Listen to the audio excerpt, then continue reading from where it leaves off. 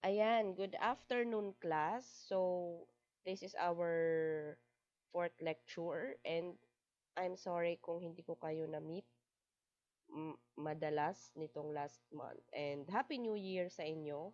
And pagpasensyahan nyo na din kung medyo pangit yung boses ko dahil after nitong New Year, may ubo-ubo tayo at sipon at dinagdagan pa ng hika. So, I am recording this lecture para ito na yung panoorin ninyo at hindi na tayo mag-meet mamayang 7 p.m. since sobrang late na noon and yun nga masama nga pakiramdam ko. So ngayon ko na lang siya ni-record ngayong hapon.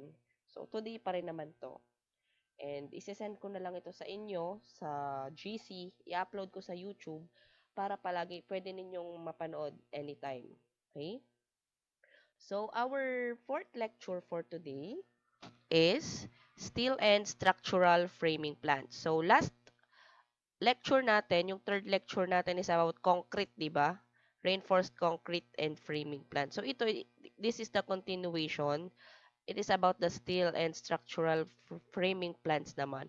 But we are limited only in a reinforced concrete structures, okay? So we will discuss the steels and the structural framing plant para dito sa ating reinforced concrete structure. Okay? So, ang ibig sabihin ko dito is, ang ating plano ay isang reinforced concrete pa rin, hindi siya steel structure. Okay? Pero, i-discuss ko yung reinforcement doon. Okay? Yung steel doon. Okay? So, let's proceed. So, ito yung lecture outline natin. Yan. Review of fundamental concepts in interpreting plans. So, ito medyo na-discuss na natin to last time, 'di ba? Yung kung paano mag-read ng plano. So, i-recap natin. Number 2, steel as a material. Number 3, types of reinforcing bars. Number 4, columns and beams detailing. So, dyan natin aalamin yung mga bakal sa columns and beams.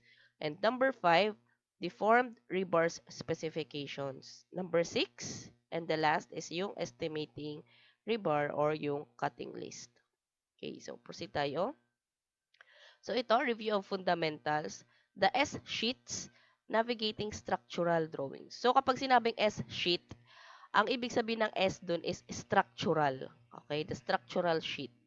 Kung mapapansin ninyo sa mga plano na pinapasa natin sa munisipyo, meron niyang A for architecture, S for structural, P for plumbing, M for mechanical, and so on and so forth. So, para lang ma-visualize ninyo, check natin dito.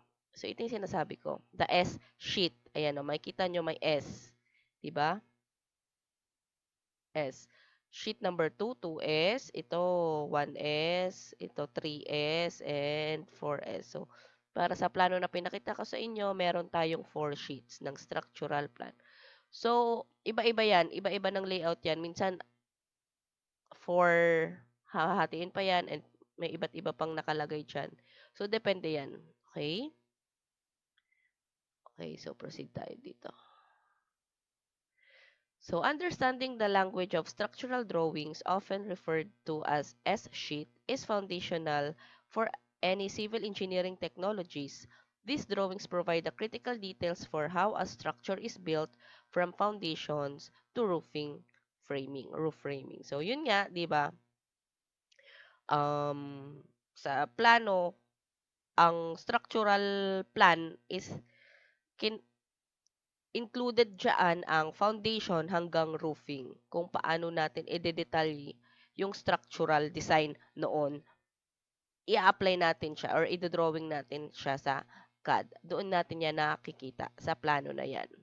So, kung mapapansin ninyo from foundation to roofing, so this is a sample of plano nga. First page is general specifications or structural notes. Second page is the foundations. Ayan na, foundation plans and the details. Third is the floor framing plans. Okay, mga floor framing plans. And the third is the fourth is yung roofing framing plan, roof framing plan. So, diyan makikita natin yung detalye ng mga roof. So, itong roof is i-discuss natin to sa next nating lecture. So, for today, dito tayo magfo-focus sa mga bakal. Okay, sa latag ng sa bakal kung paano basahin, kung paano i-interpret. Okay? Yan. So, key symbols.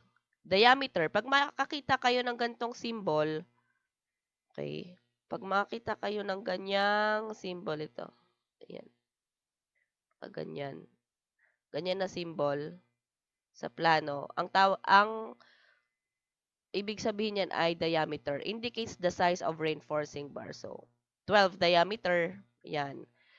At itong at na yan, spacing yan. Okay, specifies the distance between rebar elements. So, check natin ulit. Check natin para makita ninyo. So, saan ba natin yan makikita, ma'am? Ito, 10 diameter. Ibig sabihin, 10 mm diameter yung ginamit niya para sa bakal ng slab, suspended slab. Okay? At short span direction. So, mga spacing yung mga at na yan. At 165 mm on center midspan. Yan. So, dito, makikita nyo rin yan. Ayan o.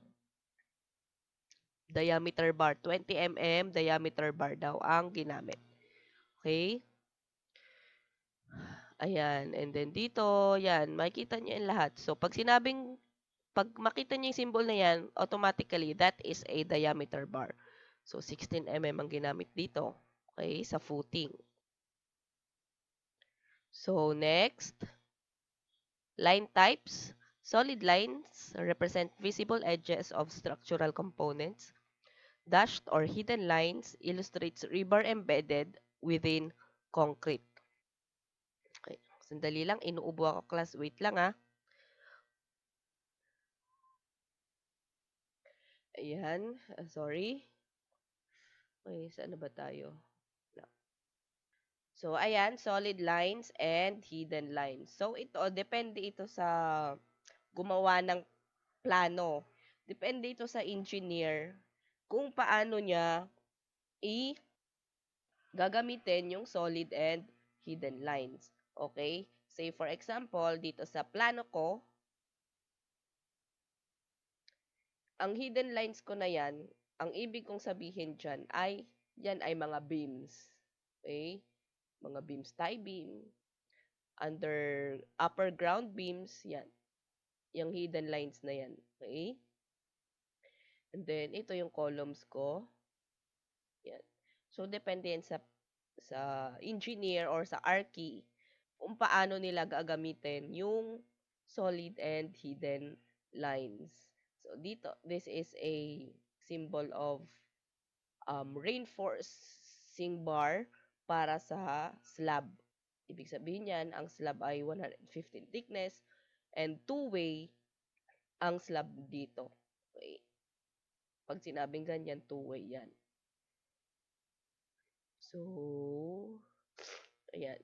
So, okay, wait lang. So, ayan, may mga notes naman yan minsan sa plano. Katulad niyan, ito, ibig sabihin, will continue up. Pagdating ganito, column will stop at that floor level. Mga ganito, may nakasulat ng PC1 or PC2, that means that is a planted column. So, PC1 or PC2, like this. Yan, planted column. May nakasulat na PC1. Okay? Sorry talaga class kung pangit yung boses ko ha. Pagtiyagaan nyo na lang ha. Sa inuubo talaga ako. Hindi ko matago. Okay. So, grid lines, yan. This serves as the primary reference system, precisely locating all column positions and other structural elements. So, for this, ayan. So, ito na, familiar na kayo nito dahil ito rin yung nasa lecture 3 natin na grid line and ito yung plano mismo. So, kinuha ko lang to na plano dun sa CAD kanina. This is the upper ground floor framing plan. So, para mas makita, mas malocate natin kaagad kung nasaan na ang column, nilalagyan natin ng grid line. So, katulad nito, itong column na to, paano mo masasabi ito sa foreman? Kunyari, foreman, nagawa na ba yung column na ito, paano mo masasabi? So, sasabihin mo dito sa plano bandang X1 and Y2. So, ito yun, X1 and Y2. Pag nag-intersect, ito. So, yan yung column na kine-check ng engineer. Tinatanong ng engineer sa foreman kung nagawa na daw yan. So, para malocate natin kaagad, may nagagawa tayo ng grid lines. Okay? Sorry. Next. So, steel as a material. So, dito, concrete strength. Ano ba yung concrete strength, diba? So, last time na-discuss natin to. Concrete excels in handling compressive forces, meaning it can withstand heavy pushing or squeezing load. Ibig sabihin, ang concrete, is malakas siya sa compression. Okay? So, kaya niyang mag-withstand ng pushing or squeezing. Kaya kapag sa kalsada, minsan mapapansin nyo yung kalsada buhos lang, walang tension, walang bakal kasi kaya niya yung pushing, pinupush. Ibig sabihin, kahit gaano kalaki kabigat yung dumaan, kaya ng konkreto yung bigat kahit walang bakal. Okay? While steel on the other hand is exceptionally strong in tension, effectively resisting pulling apart forces. Ang steel naman ay malakas sa tension. Okay? Malakas sa tension. Ba yan? Para tuloy na delete ko. Dali. Erase. Ayan. So, malakas sa tension ang steel. Ibig sabihin, kaya niya yung paghila. Smile. Compression, tension. Okay? Ito ay concrete. Okay? Ang tension naman is ganito. Malakas sa tension, mahina sa compression. Okay? So, this is the steel. So, kapag pagsamahan natin yung dalawa, synergistic pairing, combining these materials, creates a composite structure that leverages the best properties of each, forming reinforced concrete. So, kapag pagsamahin mo yung dalawang yan, perfect combination sila. Kasi yung isa, malakas sa compression. Yung isa naman, malakas sa tension. Kaya ang poste, hindi pwedeng, ang column, hindi pwedeng concrete lang lahat. Meron siyang mga rebars sa loob. Diba? Kasi, ayan. Kasi pag walang rebar, hindi kaya, hindi niya kayang patayuin ng bahay kung wala kang sapat na rebar. Okay? Key properties for structural integrity. Ductility, steel's ability to deform significantly without fracturing, providing a crucial safety warning before failure. Ayun na naman, nangangati na naman yung... Ay, wait lang. Ayan. Ay, sorry class. Nangangati talaga yung lalamunan ko. So, parang wrong timing pa itong pag-record ko eh. Hayaan nyo na, ipagpatuloy na lang natin, okay? So, ductility, steel's ability to deform significantly without fracturing, providing a crucial safety warning before failure. So, yan ang characteristic ng bakal. Ductile siya. So, ano siya, may ability siyang mag-deform pero walang fracture.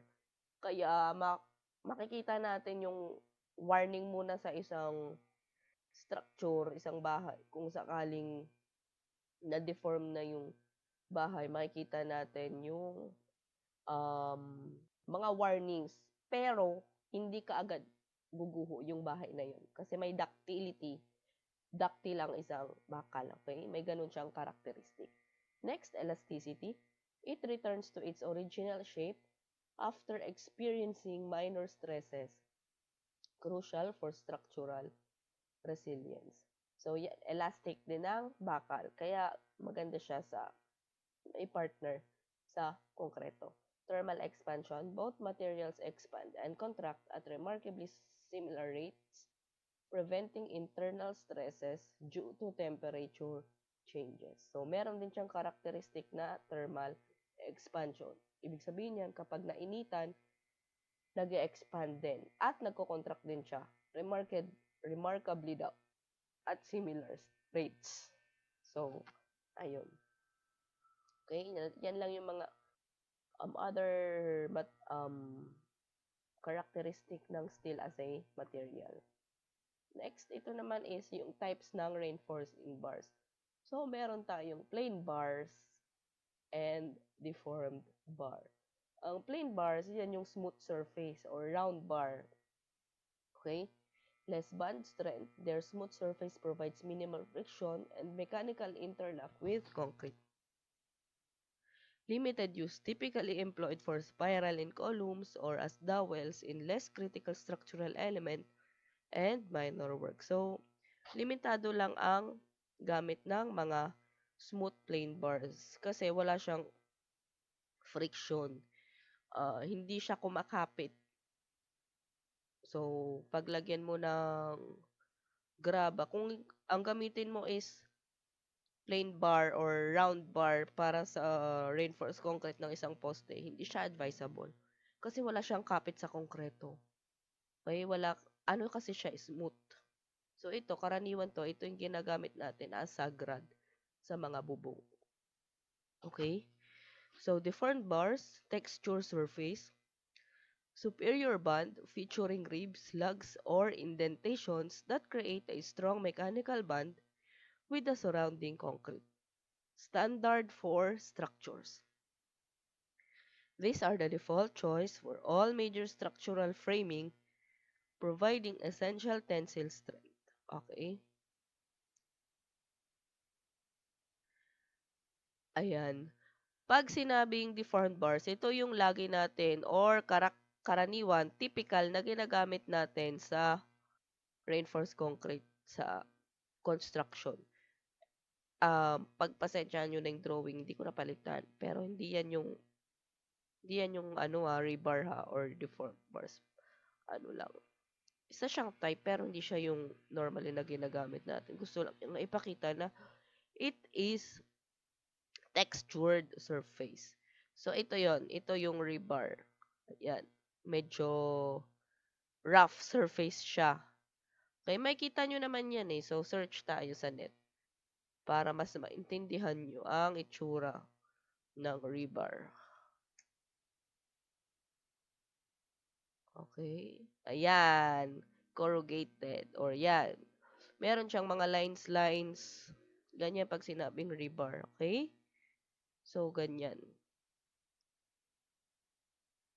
Ganyan siya. Okay. Ito yung round bar. Ito yung deformed bars. Okay. So, this deformed rebar specifications.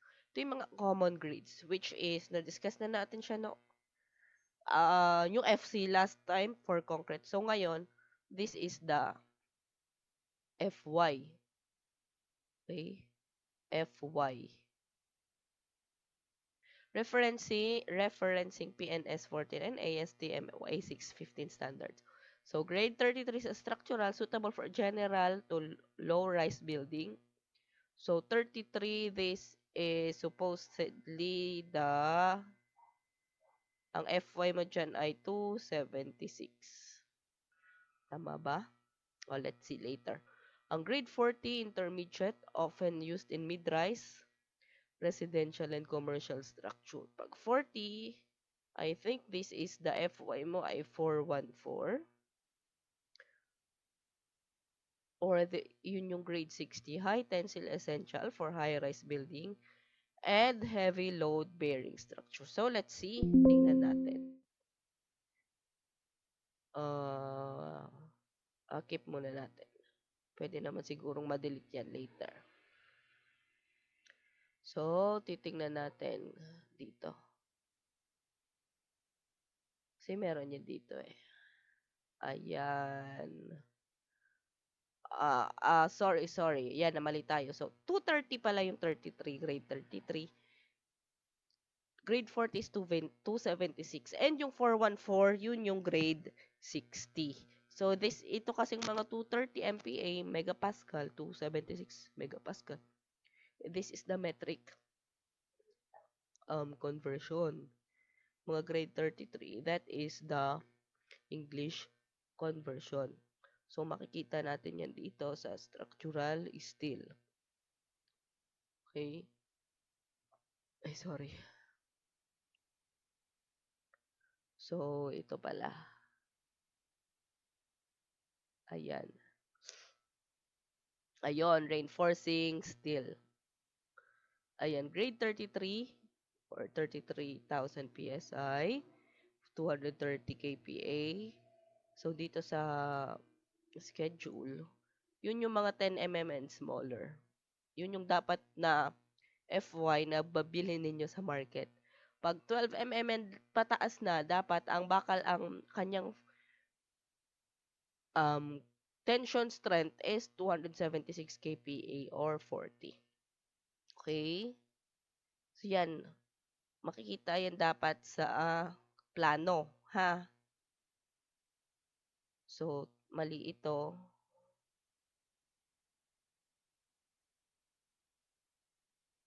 Erase. O, hindi na. Hindi na siya na-erase. Erase na lang natin dito. Ayan. So, for this, ang grade 33 pala ay, ito yung FY mo ay 230 MPa. Grade 40 is 276 MPa. Ang 60 ay 414 MPa. Okay. Ayan. Yan. So, kapag mga high-rise building, dapat ito na yung gagamitin mong grade. Okay? 414. Na hindi natatalab yung grade 40. Ito, pang mga bahay lang to. Pang bahay. So, itong 230 na to, wag kayong maggagamit nito. So, ewan ko lang. Pero ako, 276 ang standard ko sa bahay, ha? Yung 230, medyo alanganin. So, pag nagdi-design ka, gusto mong maging matibay yung bahay mo, gamitin mo na tong gitna. Kapag bahay lang naman, okay? Identification is key. Proper identification ensures the correct rebar is used for its intended structural purpose. So may mga mill markings yan. Look for specific letter codes and size indicators stamped by the manufacturer. So, sa isang bakal dito, siguro may mga nakasulat yan or color-coded. Okay? Depende kapag bibili kayo sa market. Okay? Color codes, some manufacturers use color coding for quick visual identification. Example, green for G60 and yellow for G40. So, yan. Minsan may kulay ang dulo niyan. Kinukulayan nila. So, wag lang kayong basta-bastang maniniwala sa sabi-sabi. Kunyari, sinabi ng nagbenta na, ayan, ano yan, grade 40 yan. Ito, tinuro niya grade 40. So, i-check nyo yung material mismo. So, hanapin nyo yung markings. Okay? Kung talagang grade 40 or 276 MPa yung i-deliver sa inyo para hindi kayo ma-under-design.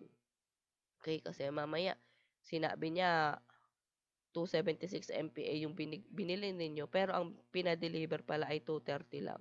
Eh, di bagsak na yung may tendency mag-fail yung ginagawa ninyong bahay dahil hindi tama yung standard design na ginamit.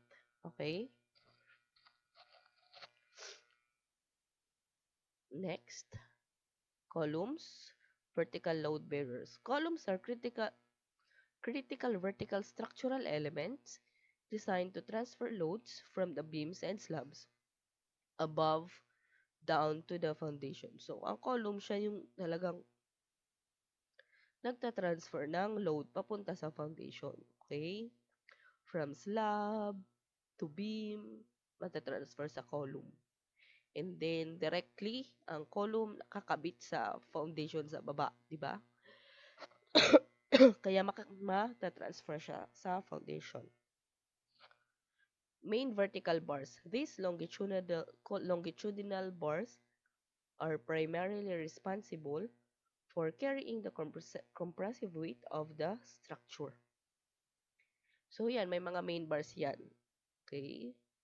So, kung makikita nyo yan sa construction, makikita nyo yung mga main bars dyan. Lateral ties or stirrup, inserting the main bars ties prevent them from buckling outwards under compressive loads, maintaining structural integrity. Critical spacing. Tie spacing is crucial. It's often tighter near floor levels and beam connections where stresses are highest. So, yan, kung makikita nyo yan, kung top view, ganyan yan, di ba? So, ito yung mga vertical main bars mo. And then, meron kang sinasabing lateral ties. Oops. Pasensyahan nyo na. Lateral ties. Ganyan. Para to prevent the buckling outward under compressive load. Para secure yung main bars mo. Okay? And then, critical din ang spacing niyan for support to support. So, kung ito yung floor level mo, kung ito yung second floor, ito yung ground floor,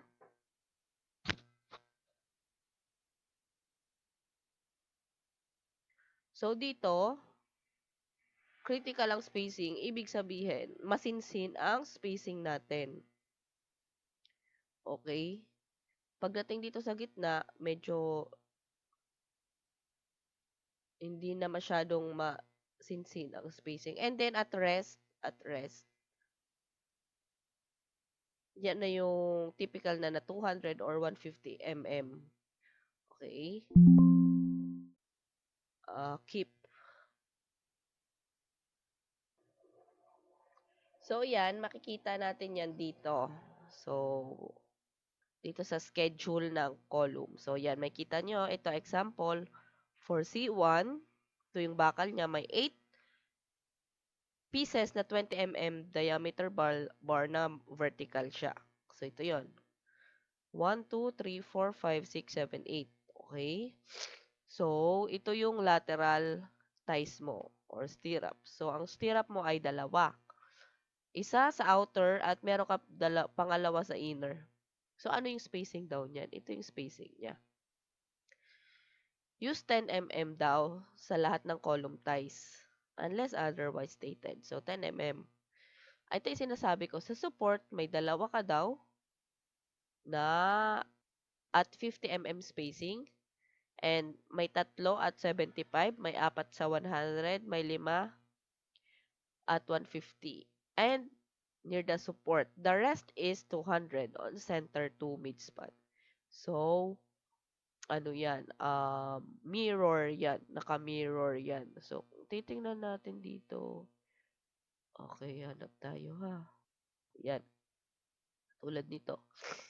Mapapansin nyo dito, masinsin ang stirrups mo dyan. Pagdating dito sa pataas, hindi na siya masinsin.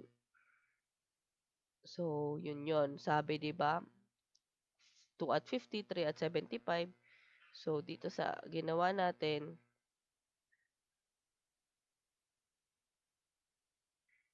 okay. So, kung gagawin ulit natin siya, sorry, paling pa yung ano, diba? So, may dalawa kang spacing 2 at 50. So, ibig sabihin, ang spacing niyan ay 50. 50, 50. 3 at 75. 1, 2, 3. So, ang spacing nito, 75 mm. And then, ano pa? 4 at 100? 1, 2, 3, 4. So, yan. Kada isa niyan, 100, di ba? And then, may 150. And the rest is, kunyari, dito tayo nag-end. The rest daw is 200 na lang. 200. So, same din yan dito sa support. Masinsin. Tapos tatlo. Kung ilan. Tapos apat na tigsa 75. Ganon. So, ganon siya. Ganyan ang spacing. At wag nyo tong babaliwalain dahil kapag hindi nyo sinunod yan sa actual, doon nagkakaroon ng cracks. Yung nakikita nyo kapag lumilindol na biglang bumubuka tong bumubuka gumaganyan, no? Nagiging ganyan tong posting yan. Ay, sorry. Yeah, nagiging ganyan yung poste. Kasi, hindi masyado yung stirrup. Hindi sinunod yung stirrup. Okay, may mga ganong scenario.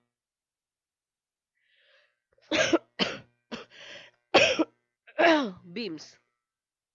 Horizontal load transfer. Beams are horizontal members designed to resist bending and shear forces, transferring loads to the columns.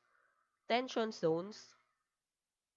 In the midspan, bottom bars provide tensile strength. Near support. Near support, top bars are essential to resist negative bending moments. Okay? So, i-discuss natin to. Stirrups for shear. These U-shaped or closed ties resist diagonal cracks caused by shear forces crucial for preventing beam failures. And my concrete cover then. An adequate cover 40 mm is vital for protecting the rebar from corrosion and providing the fire resistance. So, dito tayo sa tension zone. Okay, so mapapansin nyo, ang sabi niya, sa midspan daw, ang critical is yung bottom bars sa midspan. At kapag sa near support, top bars ang essential. O kapag sa support, top bars. So, kung mapapansin nyo dito, may sample ako. Ayan. Kung titingnan nyo, ayan. Pag sinabing support, ibig sabihin, column to column. So, ito, left support. Since left column, ito right. Right support, left and right. And then, itong part na to, ito yung midspan. Ayan o. Exterior column support, interior column support. Okay, so ito, cantilever. Example lang yan. So, sinabi, kapag sa support daw, ang critical ay top. Top, diba? So, ibig sabihin, dapat ang bars mo sa top ay continuous. Top bars mo ay continuous. Ibig sabihin, ito yun, yung dilaw na yan. Na dumire-diretso, yan ang top bars mo sa beam. And, pagdating sa baba, hindi naman masyadong critical ang bakal sa support. Kaya, pwedeng extra bar lang yan. So, kung mapapansin nyo ito, bottom, extra bar lang. Extra bar lang ang ginagamit. Okay? Pero kapag sa midspan, ang critical dyan ay bottom bars. Kaya dyan tayo naglalagay ng mas madami sa middle. Kaya kung mapapansin nyo, ang bottom bar, may continuous tayo. Nadadaan yan dapat sa midspan. Okay? So, ang ating extra bars ay L over 3. Pag sinabing L, kung ano yung length ng column to column, divide mo ng 3. Yun dapat yung length ng L over 3 mo dyan, na extra bar mo. Okay? So, ganun siya. Ha?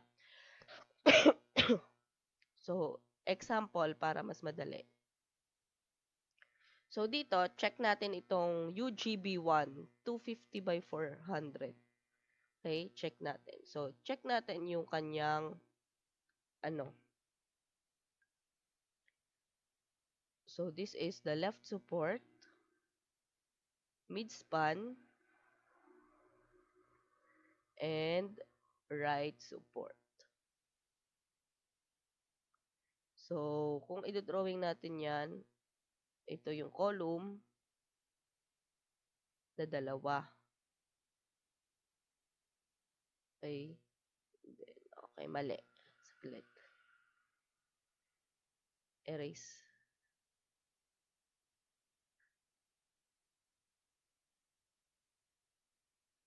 So, ito yung column.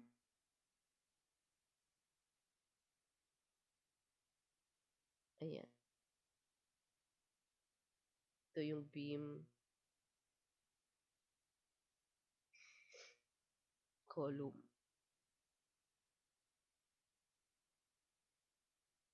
Ayan. Okay.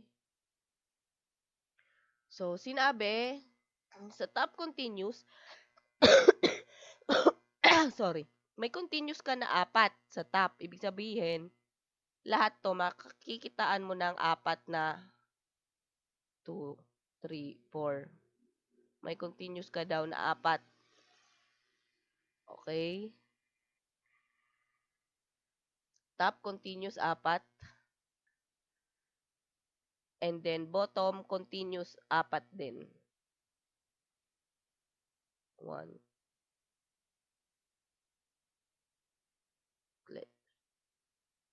1, 2, 3, 4. So, ito. Ba yan? 1, 2. Yan. 1, 2, 3, 4. So, meron kang sa left, may dalawa kang extra bar. So, may dalawa ka daw na extra bar dyan. At sa right, meron ding dalawa sa taas. Sa baba, may dalawa kang extra bar. Okay, so yung 4 na to, makikita to dapat dito. 1, 2, 3, 4. Tapos, since continuous ka, makikita rin yung 4 dito sa taas, di ba? Pero meron kang extra bar na dalawa sa bottom. Ayan. So, ganyan siya. So, kapag makikita natin, yung top bars na 4 na continuous, ito yon. Continuous siya. Okay? Ayan. And then, may dalawa daw na extra bar. So, yung dalawa na yon L over 3 lang. So, may L over 3 ka lang dito. Sa left and right. Okay? So, yan. Pag i-measure mo yan, L over 3. Okay? Wala kang extra bar sa top dito sa midspan. Okay? Tapos, may bottom continuous ka na 4. Ito yon. Bottom continuous. And then, meron kang bottom extra bar na dalawa. Ito yun. Yung dalawa na extra bar mo, ito yun. Ay, sorry. Yan. So, ang measurement mo niyan, ng extra bar mo na yan ay, minusan mo na tong L over 3, L over 3. Tingnan natin ano niyan.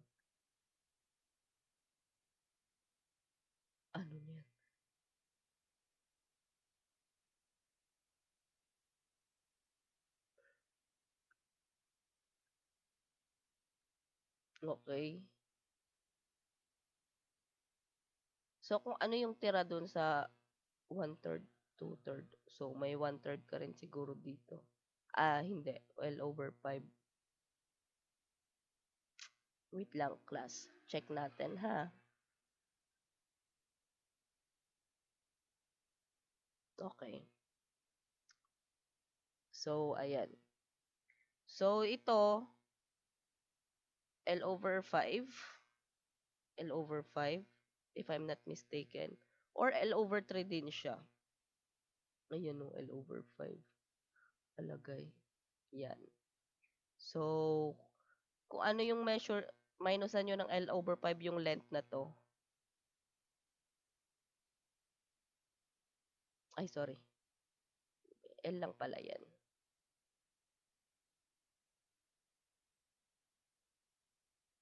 Okay.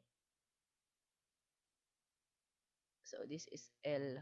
So, this, kung L5, L5 to, 2 pad. So, yung ano mo is L o 3L5. So, 3L5 siya. So, ayan. So, sana hindi kayo nalilito. Okay? So, ang tandaan nyo lang, kapag top bars, critical sa support. Kaya pag sinabing may top bars, top extra bar, automatic, nilalagay yan sa left and right support. Pero kapag may extra bar ka sa bottom, automatic, nilalagay yan dito sa mid span. Okay? Kasi, ganyan yan, no? Pag nagbe-bend siya. So, kailangan mo ng extra bar dito sa bottom and kailangan mo rin ng extra bar na tension dito sa support. Okay? Kasi 'di ba um tawag dito, malakas sa tension yung bakal. Kasi ito compression, compression, compression. Yan. Yan. So kaya tayo naglalagay ng extra bar sa bottom kasi ganyan ang mangyayari. Kaya mas kailangan ng bakal dito sa baba. Okay? So estimating rebar, the cutting list. So ito, papahapyawan lang natin ang estimate, okay? Accurate rebar estimation is crucial for cost control and material efficiency in any construction project. Objective, the primary goal is to minimize waste or scrap by precisely calculating the required lengths for each rebar. Commercial lengths, Commercial lengths. Rebar is typically supplied in standard lengths, including 6, 7.5, 9, 10.5, and 12. So, yan yung mga standard length sa market. 6 meter, 7.5 meter, 9 meter, 10.5, and 12. So, karaniwang nakikita natin dyan sa market ay 6. Bihira itong mga malalaki. Depende na lang kung magpakat sila ng special. Ayan. Okay, calculation formula. Sa pagkuha ng bakal, yung cut length daw niya dapat ay clear span plus yung development length or hook minus yung cover. Okay? So, clear span plus development length minus cover. So, mag-sample tayo. Sorry. Compute the rebars of the C1. Itong C1 lang. With a floor height of 3 meters. So, limit natin sa height na 3 meters. Okay? Refer to the floor plan. So, yung floor plan natin is ito. So, C1 lang tayo. Okay? Ito lang. So, don't pansin this. Huwag niyong pansinin. Dito lang tayo. So, sa C1 natin ay meron tayong 8 bars, vertical bars na 20 mm. At ang cross-section is 250 by 400. Okay? So, check. So, C1, compute C1. Wait lang. Baka lang to, ha? So, C1. So, ilang pieces? Bilangin natin. C1 to. Yan o, C1. 1, 2, 3. C4 yan, hindi yan. 4, C2 naman to. So, itong mga hindi naka-indicate, meron pa kasi yan sa ground floor. Ito kasi is upper floor. So, hindi natin nakita. So, ito lang ang i-compute natin. 4 pieces. Meron kang 4 pieces na C1. So, times 4 ang makukuha mo dito. Okay, so, una muna gagawin natin, alamin natin ang kanyang detail, diba? So, this is 250 by 400. Meron kang concrete cover, 'di ba? Kung ito yung stirrup, may concrete cover kang 40. Dito rin 40. So ima-minus mo ngayon 'yon. So 250. So dito dalawang side 'yan. And then aalamin pa natin yung ito. Yan yung hook na yan. So sabi ang height ay 3 meters. So let's compute first the vertical bar. So, meron kang 8 pieces, di ba? 8 pieces na 20. May 8 pieces ka na 20 mm diameter bar. So, meron kang height na 3 meters. So, i-times na natin yan. 8 pieces times 3 meters times 4 pieces na C1. 4 pieces na C1 is 8 times 3 times 4, ilan? So, madali lang yan. Kuha lang ako ng calcio, ha? 8 times 3 times 4 is 96. 96 pieces. Okay? So, kung mapapansin ninyo, okay, pwede na yan. Since floor to floor lang naman. So, sa 96 pieces, kailangan natin malaman kung ilang pirasong sa market. 96, hindi pala pieces, sorry. 96 length, meter yan. Hindi yan pieces, ha? Kasi, meter. Tinimes natin sa meter. Kaya length siya. 96 meter. So, sa 96 meter, kailangan natin malaman kung ilang perasong ang bibili natin sa market. Ang gamitin natin is 6 meter. Okay? Bibili tayo ng 6 meter standard size sa standard length sa market. So, i-divide natin to sa 6 meter para makuha natin yung pieces. Okay? So, 96 divided by 6 is 16 pieces na by 6 meter length at 20 mm diameter. So, yan. So, meron kang 16 pieces na 6 meter length na 20 mm diameter. So, para sa C1, yan ang main bar mo. Okay? Ganyan kadaming i-order natin. So, for the lateral ties or stirrup naman, doon na tayo ima-minus na natin to.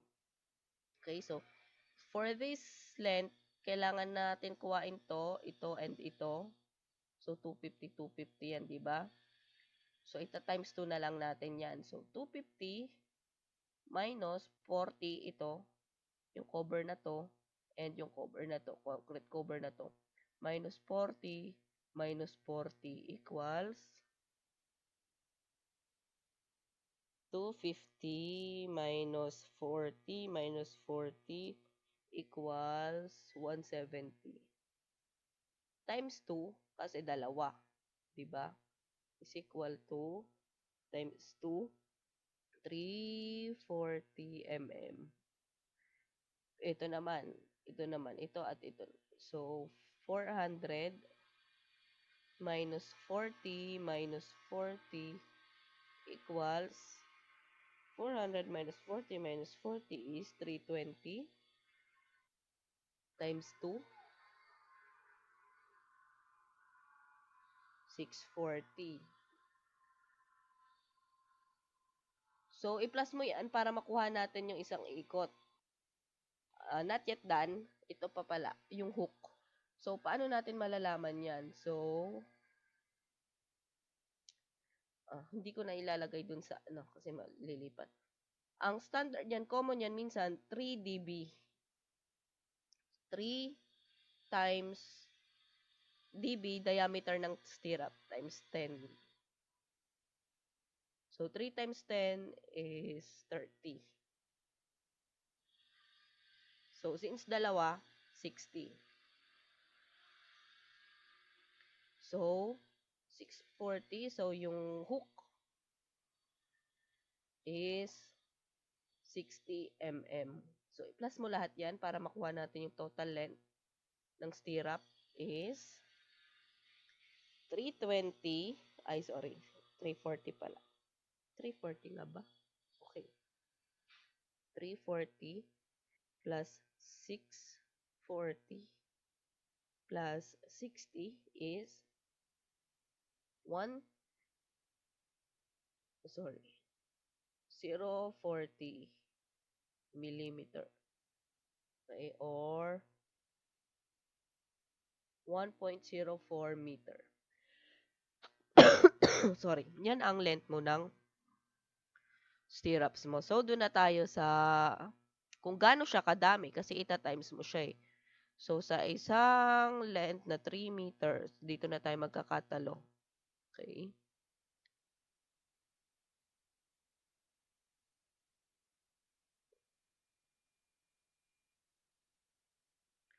Ayan. Wait lang ha. Yan. So, sa 3 meters, syempre 3 meters yan. Di-divide na natin lang siya sa 2. Kung 3 meters yan. Divide natin siya sa 2. Tapos, ito times 2 na lang natin, di ba? Kasi mirror lang yan eh. Kung ano yung nandito sa taas, ganun din sa baba. So, ang sabi doon, ilimit lang natin ang spacing. Okay? So, let's say, ang spacing ng stirrup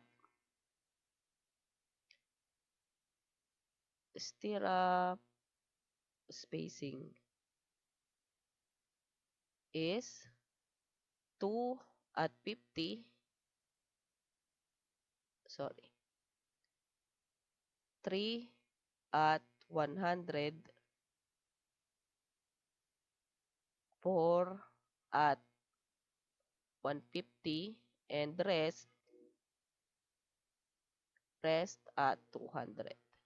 So, i-minus natin. So, meron ka daw dalawa, tatlo, apat. So, 2 at 50. Sa 2 at 50, meron kang 100 mm. 3 at 100, meron kang 300. 4 at 150, meron kang ilan? 600. And rest is 200. So, plus mo to lahat. 6, 3, wow, so 1,000. So, may length ka na 1,000. Ito yung back pieces mo, di ba? And then, ang kalahati ng 3 meter is 1.5, di ba? So, sa 1.5, i-minus mo tong 1,000. So, sa 1,500, minus mo yung nakuha nating length na 1,000, meron kang 500 mm. Dito mo, kukuhain yung rest at 200, di ba? So, sa 200 mm, ilan ang, divide mo to ngayon ng 200. Ilan? 500 divided by 200. Kasi yun na lang ang at rest mo eh. So, meron kang 2.5 pieces. Eh, wala namang kalahati. Gawin mo na yung 3 pieces. Okay? So, alam na natin yung pieces ng lateral. Ito, 2 plus 3 plus 4 plus 3 pieces at 200, diba? So, ilan yan? 2 plus 3, 5 plus 4, 9 plus 3, 9, 10, 11, 12. 12 pieces. So, may 12 pieces kang stirrups. Diba? So, sa 12 pieces na yan, kukuhain na natin yung bakal. Okay? So, meron kang 1.04 meter times mo ngayon sa 12 pieces na lateral ties times kung ilang pieces siya, 'di ba 4? 4 pieces ang C1 eh. May 4 pieces na C1. So, ilan lahat yan? Okay, 1.04 times 12 pieces times 4. So, meron ka ngayong 49.92 meter. I-divide ulit natin to ng 6 meter para makuha natin yung pieces. Okay?